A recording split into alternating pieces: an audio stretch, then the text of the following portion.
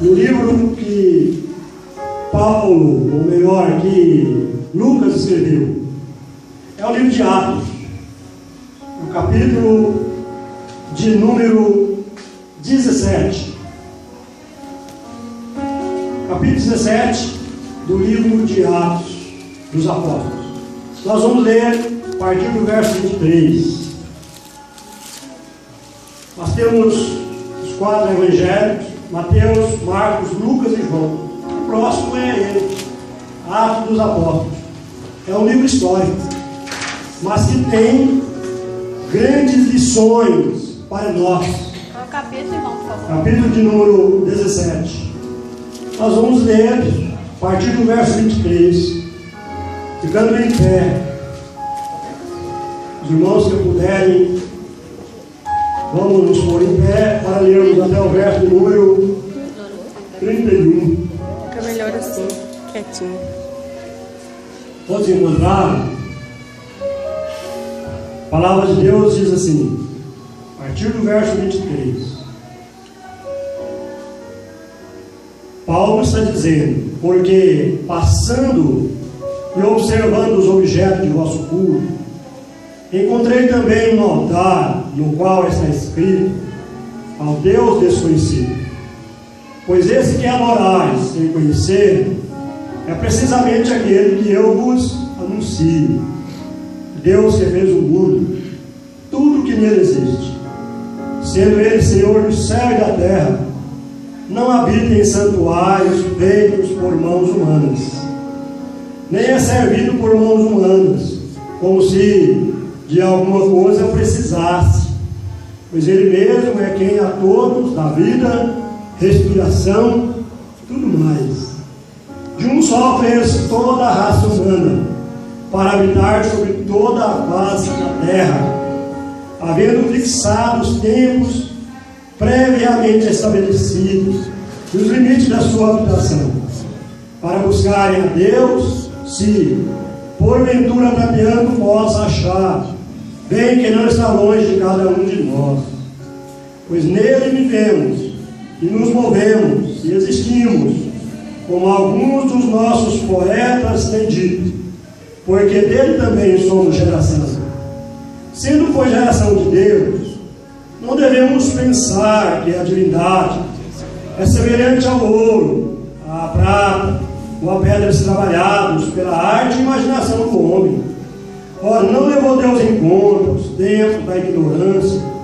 Agora, porém, notifica aos homens que todos, em toda parte, se arrependam, porquanto estabeleceu um dia em que há de julgar o mundo com justiça, por meio de um varão que destinou e acreditou diante de todos, ressuscitando dentre os mortos. Ô Marcos, guia-nos numa oração, meu irmão. Deus, nós te louvamos, Pai, por este momento. Louvamos, Pai, pelo privilégio que temos de estar lendo, Pai, a Tua Palavra. Neste momento, Pai, que vamos meditar a Tua Palavra. O Teu servo, Pai, seja usado por Ti, que Ele venha falar da Tua parte, meu Deus. Que a Tua Palavra venha falar conosco, Pai, de maneira, Pai, que possamos ser despertados a Ti, despertados por Ti, para estar consagrando cada dia mais a Ti. Amém. Ó Deus, que a Tua Palavra foi pregada aqui, Pai, que nós possamos ter a graça, Pai, de estar praticando todos os dias. Amém. Para a Tua glória. Amém. É o que nós te pedimos e te louvamos no nome do Senhor Jesus. Amém. Amém. Os irmãos podem aceitar. Paulo, ele era chamado ou nascido fora de tempo. Nascido fora de tempo. Isso porque o direito de ser chamado apóstolo era dado àqueles que haviam acompanhado a Jesus durante o seu ministério. E Paulo, como apóstolo, ele vem depois. E por essa razão, ele se intitulava como indigno de ser chamado apóstolo. E ele sempre se referia dizendo: porque eu persegui a igreja de Deus. No capítulo 9 do livro de Atos, mostra a conversão deste apóstolo. Ele era um perseguidor, mas no propósito de perseguir a igreja, no propósito de perseguir os cristãos, ele foi para Damasco. E Jesus manifestou a ele no caminho de Damasco. Jesus manifestou a ele de uma maneira tão gloriosa que ele caiu do cavalo. E Jesus disse: Saulo, Saulo, por que tu me persegues? Paulo disse: Senhor, quem és tu? Jesus disse: eu sou Jesus a quem tu me persegues. Saulo estava perseguindo os crentes, mas é Jesus que estava se sentindo perseguido. E ali, Saulo se converteu, tornou-se um homem de Deus, um batalhador pela causa de Deus, sofreu muito por essa causa. E aqui, no texto que nós lemos, nós encontramos este apóstolo na cidade de Atenas. E a cidade de Atenas era o berço dos filósofos. Foi dali que surgiu Sócrates, foi dali que surgiu Platão, foi dali que surgiu Aristóteles e outros filósofos na Grécia.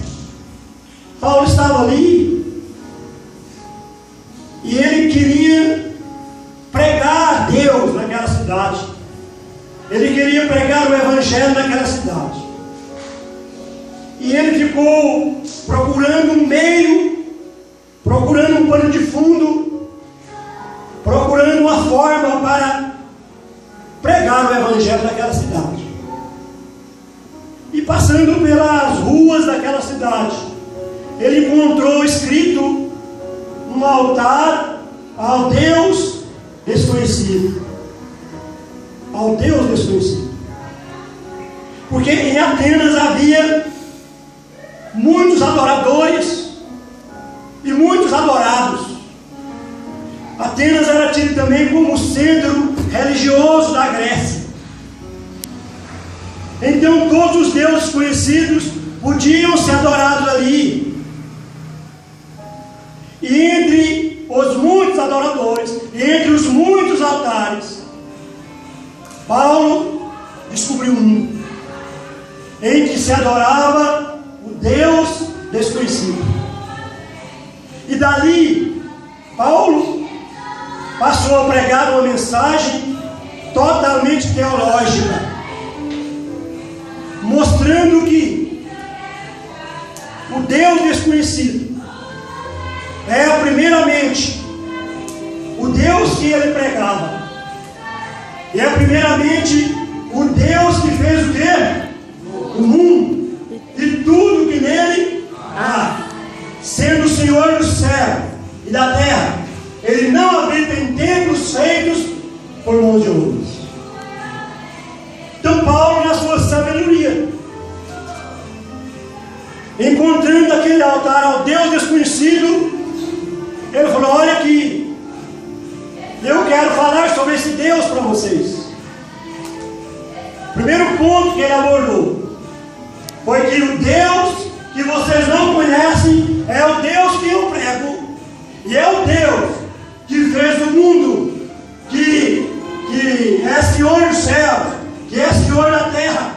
Ele não habita em templos feitos por mãos de homens, como esse Deus que vocês estão adorando. Meus irmãos, no livro de Gênesis, primeiro capítulo, para quem não sabe, o livro de Gênesis é o primeiro livro da Bíblia. é o livro do princípio. O livro de Gênesis, nós descobrimos o princípio de tantas coisas. E ali está o princípio da criação do mundo, onde já começa relatando da seguinte maneira: no princípio criou Deus o céu e a terra. A terra era sem forma e vazia. E aí disse Deus: haja luz, e houve luz.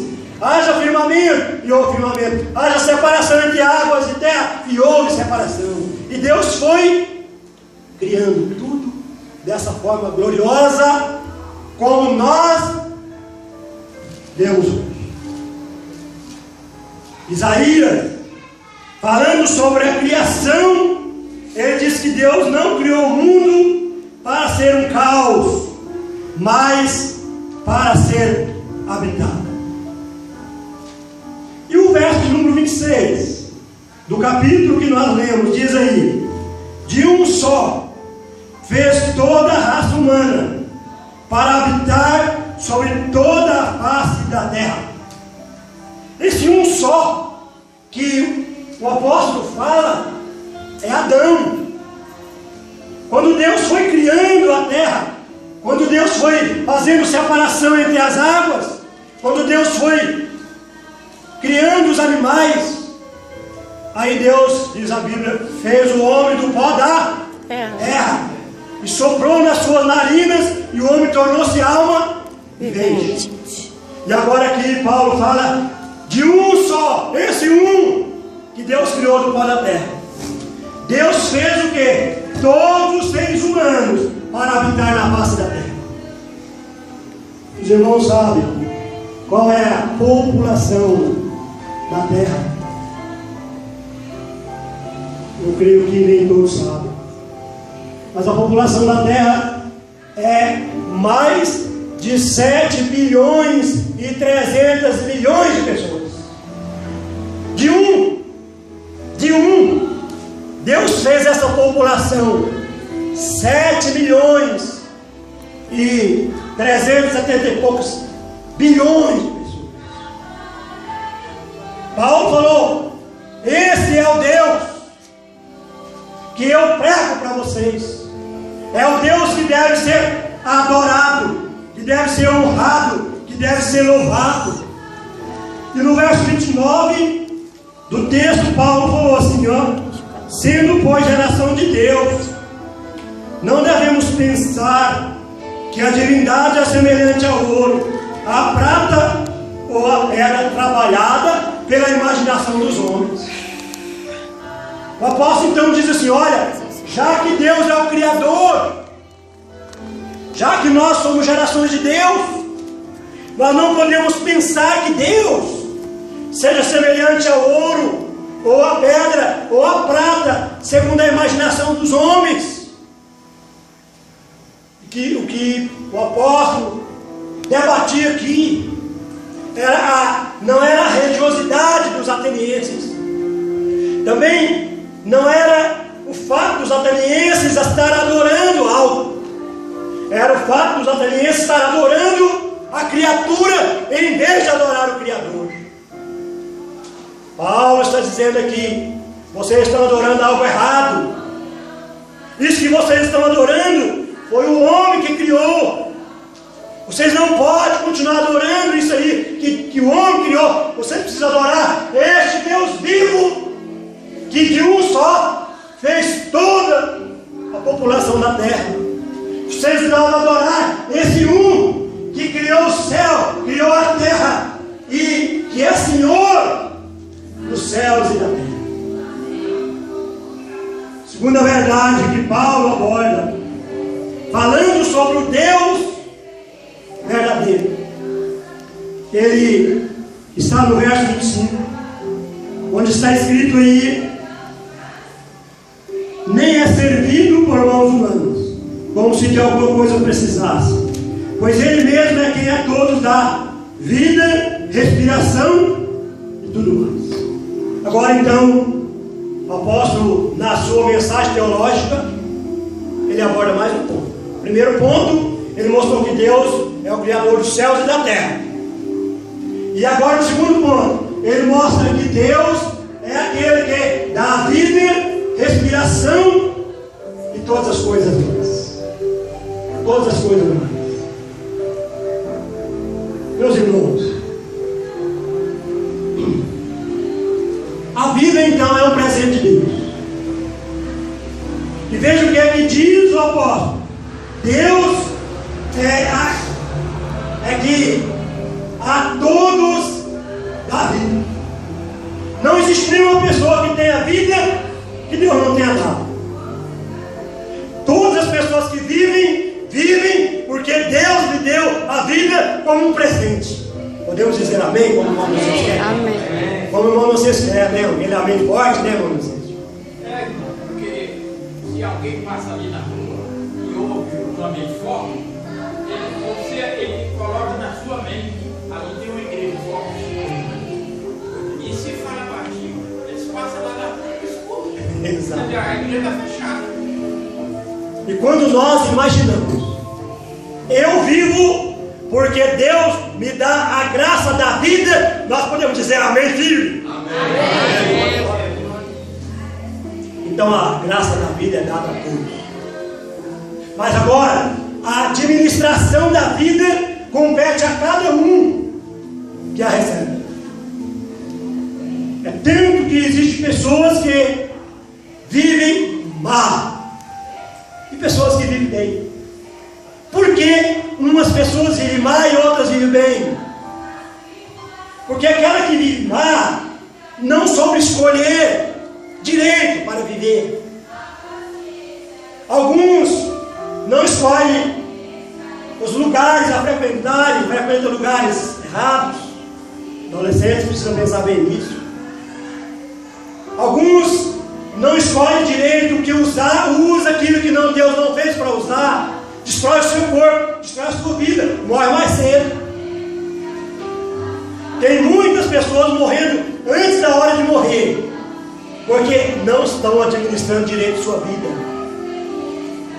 Existem outros que vivem pouco, então, por viver errado. Então, tanto viver bem como viver muito, depende da pessoa. Se a gente vive direito, a gente vai viver mais. E a gente vai viver melhor. Se a gente vive errado, a gente vai viver menos e mais ruim. Eu visitei o senhor essa semana. Ele me disse, meu irmão, eu não posso andar mais longe. Eu tenho que usar um cilindro de oxigênio, aquele grandão. O médico para usar sempre. Dá por 2 dias o cilindro de oxigênio. É uma respiração artificial. Ele precisa daquilo lá. E a gente fica perto dele, ele conversando com a gente. A gente sente o roncar do pulmão dele. E ele disse assim: fumei demais, não tive vergonha na cara. Fumei demais. Agora estou pagando o preço. Pensa, é difícil pensar isso, né? O pessoal olhar para trás assim e lembrar de erros que ele cometeu e por isso está pagando. Deve ser difícil. Situação dessa. Deus nos dá a vida e Ele espera que nós vivamos uma vida corretamente para que possamos viver melhor e para que possamos viver mais. E é preciso, meus irmãos, que nós, enquanto estamos vivos, é preciso que nós tomemos posse da vida eterna em Cristo Jesus. Todos aqueles que não receberam Jesus Cristo no seu coração, como seu Salvador pessoal, precisa fazer isso antes que seja tarde. Se a pessoa vive nesse mundo e não recebe o dono da vida, que é Cristo, e morre sem recebê-lo, não tem como desfrutar a vida eterna. E terão que experimentar uma condenação eterna para sempre. Então Deus nos dá a vida para vivermos bem, para nós precisamos saber como viver. E Deus nos dá a vida, para que tenhamos a chance de receber o dono da vida, que é Jesus Cristo, para que possamos viver eternamente quando partirmos da vida. Sabe por quê, meus irmãos? A nossa partida daqui está perto. Muito perto. Bom, eu tive força para dizer aleluia, meu Deus. Mas não estou pensando mais no arrebatamento, não, meu Deus. Eu estou aqui pensando na morte mesmo. Fui consultar alguns dados ontem na internet sobre a população mundial. População mundial atual não para cronômetro ali de registrar. Está subindo sempre, subindo sempre, subindo sempre, subindo sempre. Você olha e você começa a ler 7 bilhões, 300 milhões e tantos mil pessoas. De repente é tantos mil, já vai só aumentando. Porque a população está aumentando sempre. Mas olha, eu fiquei admirado, foi contando de gente que morre por dia. Morre mais de 140 mil pessoas por dia. Sabe o que é 140 mil pessoas? São 3 em umas. 3 a população de umas que morre por dia. Então, hoje eu estou mais perto. Essas 140 mil pessoas, estou mais perto de morrer. Porque a gente está indo numa vida. E você também, não precisa ir de mim não. Né? Nós estamos mais perto. Qualquer hora chega a nossa hora de morrermos. É um registro constante. Você olha ali, está morrendo constante, porque o sistema vai captando constantemente pessoas morrendo. Sabe por que não acaba a população? É porque nasce mais. Enquanto que morre 140 mil pessoas por dia, nasce 350 mil por dia. 350 mil por dia. Tem sempre um salto. Então a população está sempre aumentando. Mas o aumento da população não exime de mim o fato de que eu estou mais perto de morrer. Não exime de você que você está mais perto de morrer. Por isso, é preciso que nós tenhamos o cuidado. Deus dá vida. Deus é que dá a respiração. Deus é que dá a respiração. Quando a pessoa para de respirar, o que vai acontecer? Ela vai morrer. E diz o texto, Deus dá tudo mais. A vida, a respiração e tudo. Você sabe o que é tudo mais nesse texto? O que é tudo mais? É tudo que nós precisamos. Deus dá. É o Pai. Tudo que nós precisamos, Ele dá. Tudo mais. Quando Paulo escreveu aos Romanos, ele disse assim: aquele que não poupou seu próprio filho, antes por todos nós o entregou, porventura não nos dará com ele graciosamente todas as coisas? Lá fala todas as coisas, aqui fala tudo mais. Significa, meu irmão e minha irmã, que nós podemos andar descansados na sombra desse Deus poderoso, desse Deus glorioso. Ele é aquele que criou o céu, criou a terra. Ele é aquele que de um só fez toda a raça para habitar a face da terra. Esse é o Deus que me dá vida, que me dá respiração, que me dá tudo mais. Graças a Deus. Graças a Deus. Graças a Deus. Não podemos confundir esse Deus com a imaginação do homem, com a pedra, com a prata e com o ouro, conforme aquilo o homem imaginou. Nosso Deus é muito Deus, Ele é muito Deus. Glória seja dada. Amém. E Paulo, então, descrevendo na sua mensagem teológica, ele aborda um terceiro ponto. No verso 27, onde está escrito: para buscarem a Deus, se porventura tateando possa achar, bem que não está longe de cada um de nós. Deus, então é o Deus o quê? presente. É o Deus presente. Ele não está longe de cada um de nós. Onde você estiver, possa estar ciente, Deus está presente com você. Amém. Ele não te deixa. Às vezes você pensa que Deus te deixou, mas você está totalmente, redondamente enganado. Jesus, na sua hora triste, ele disse: Deus meu, por que me Desamparaste? Mas Deus não o havia desamparado.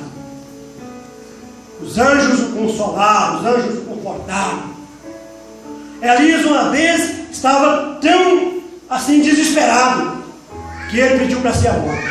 Senhor, basta, eu não sou melhor que meus pais, toma a minha vida.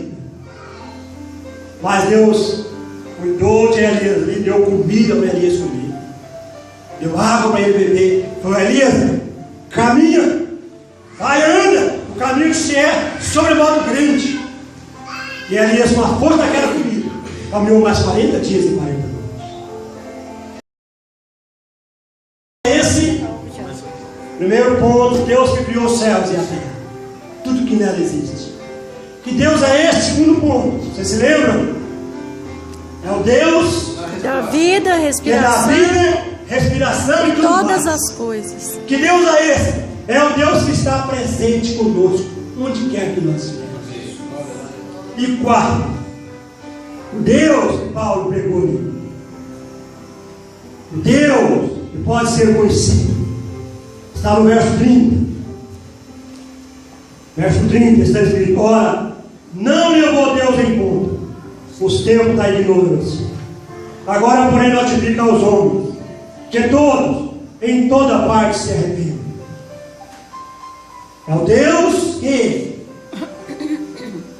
dá oportunidade para todos. Diz o texto que ele não levou em conta os nossos pecados da ignorância. Deus não quer saber o que nós fizemos no passado.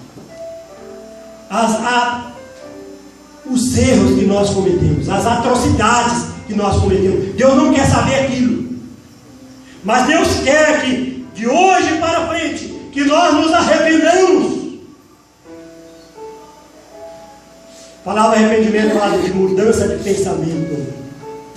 Os atenienses que estavam presos aos deuses que eram fabricados por mãos humanas, às imagens. Agora Paulo dizia: Deus não está se importando com essa fé que vocês tiveram errado, mas Deus quer que de agora para frente vocês se arrependam disso, vocês deixem isso e passe a adorar esse Deus que criou todas as coisas, que dá vida, respiração e tudo mais. Esse Deus que está presente em vocês. Deus quer isso de nós. Deus quer isso da humanidade. Deus quer isso da população. Deus quer isso de todas as pessoas do mundo inteiro. Que haja um reconhecimento, que haja um abandono do que é errado, e que haja uma consagração da vida a Ele, para Ele.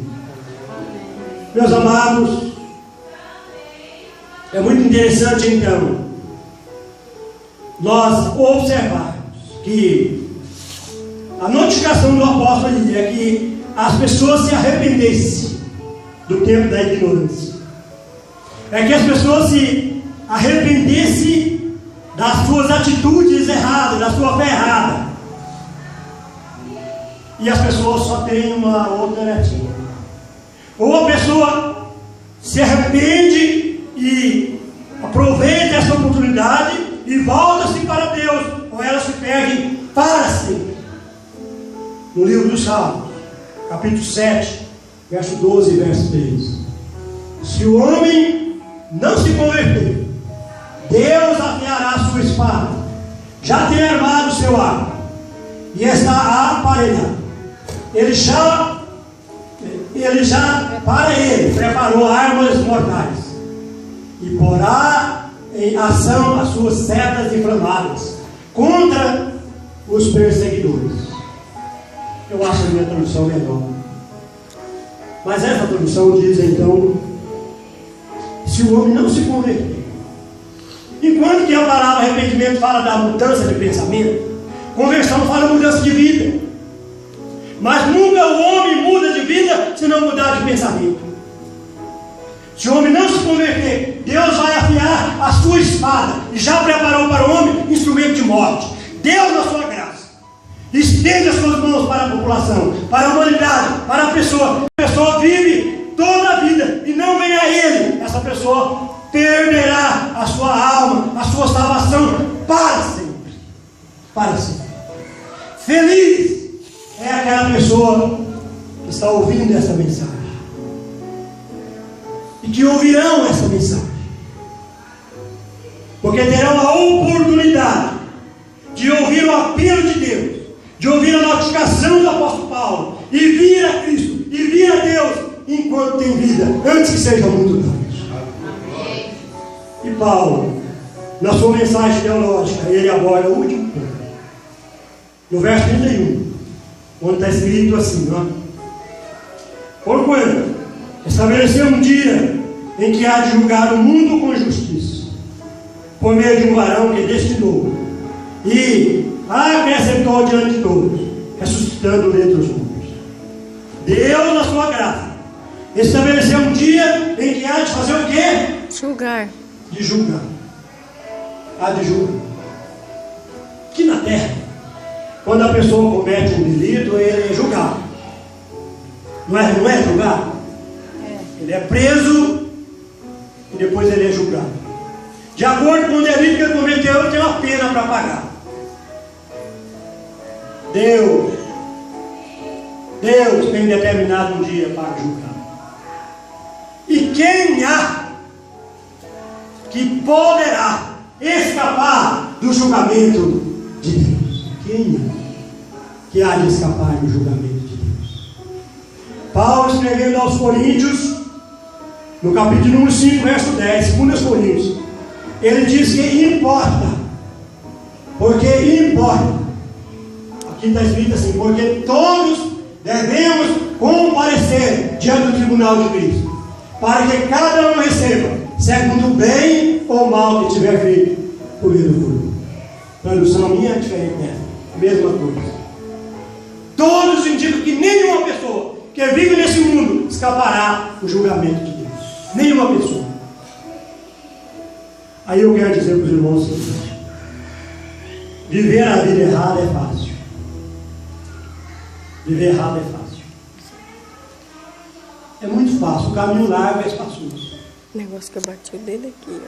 Desliguei. Mas é preciso que nós acordemos para a realidade de que um dia nós vamos prestar contas a esse Deus que criou os céus e a terra, e que de um só fez toda a população para habitar na face da terra. Um dia nós vamos ter que comparecer diante dele, para receber, segundo o bem ou mal que tivermos feito por meio do corpo. É claro essa verdade na Bíblia. Livro do Apocalipse, no capítulo 20, verso 11. A palavra narra um grande trono branco, de cuja presença fugiram a terra e os céus. E ali o texto narra o grande julgamento dos ímpios, de todos os ímpios que estavam ali para serem julgados segundo as suas obras. Meus irmãos, meus ouvintes, meus amados, quando Paulo pregou esta mensagem, bem claro, falando sobre Deus, veja o que aconteceu. No verso de número 32, está escrito assim: quando ouviram falar de ressurreição de mortos, uns escarneceram. Vocês sabem o que é escarnecer? É zombar. Paulo pregou a mensagem clara, mas alguns ainda zombaram, riram quando Paulo falou da ressurreição de mortos. E outros, o que aconteceu com esses outros? Outros disseram: a respeito disso, te ouviremos noutra ocasião. Gostaram, acharam bom, E outra vez nós vamos ouvir mais você pregar. E aí no verso 23, 34. Houve, porém, alguns homens que se agregaram a ele e creram. Entre eles estava Dionísio, o Areopagista, uma mulher chamada Dâmeris, com eles outros mais. Então, quando Paulo pregou essa mensagem, uns zombaram, outros gostaram e disseram: nós vamos ouvir você de outra vez. Mas alguns creram na mensagem e agregaram a Paulo. Entre eles estava Dionísio, o Areopagista, e estava a mulher chamada Dâmeris e outros mais. 3 tipos de pessoas que ouvem a mensagem de Paulo: zombam, acham bom, mas deixam para depois, outros creem. Qual desse grupo nós fazemos parte? Zombar da palavra, gostar da palavra, mas deixar para depois, ou crer na palavra, como a palavra de Deus, nascer de novo em Cristo Jesus, começar uma nova caminhada na presença de Deus? Qual será a nossa posição? Fique com cada um de vocês que nos ouve nessa noite. Você pode decidir. Meu desejo é que cada um decida a agregar-se a Jesus Cristo, a receber a Jesus Cristo, a receber esse Deus vivo, esse Deus verdadeiro, seguir esse Deus verdadeiro, confessar na sua vida, seguir a Ele de verdade. Esse é o meu desejo.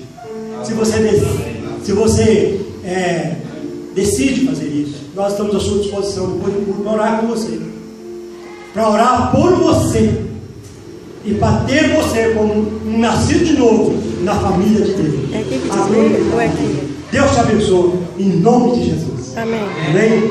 Amém.